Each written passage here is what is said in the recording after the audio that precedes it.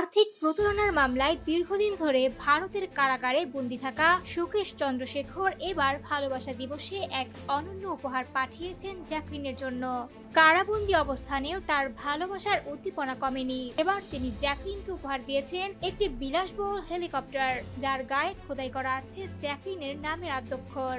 চিঠিতে সুকেশ জ্যাকলিনকে বেবি বম্মা সম্বোধন করে নিজের একাকিত্বের কথা তুলে ধরেছেন। তিনি লিখেছেন, দীর্ঘ সময় জ্যাকলিনকে না দেখার ফলে তার অবস্থা এমন যেন মরুভূমিতে হারিয়ে গেছে। তিনি উল্লেখ করেছেন, মুম্বাইয়ের যানজট এড়িয়ে যাতে জ্যাকলিন সহজে যাতায়াত করতে পারেন সেজন্য বিশেষ অন্দরসজ্জার এই হেলিকপ্টারটি কিনেছেন। সুকেশ জোর দিয়ে দাবি করেছেন, এই উপহার তিনি নিজের কষ্টার্জিত অর্থ দিয়ে কিনেছেন, কোনো অপরাধমূলক টাকার ব্যবহার হয়নি। আইনি জটিলতার কারণে জ্যাকলিনকে যে পরিস্থিতির মধ্য দিয়ে যেতে হচ্ছে তার জন্য তিনি ক্ষমা চেয়েছেন। চিঠিতে লিখেছেন, দূরত্ব থাকলেও আমাদের প্রেম সেতুর মতো কাজ করছে। আমার কারণে তোমাকে যা সহ্য করতে হচ্ছে তা তোমার প্রাপ্য ছিল না।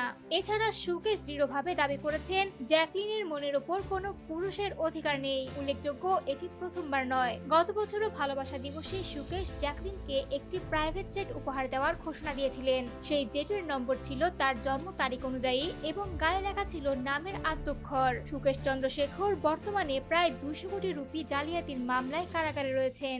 যদিও জ্যাকলিন বারবার প্রেমের সম্পর্ক অস্বীকার করেছেন, নিয়মিত জেল থেকে চিঠি ও দামি উপহার পাঠিয়ে সংবাদ শিরোনামে রয়েছেন।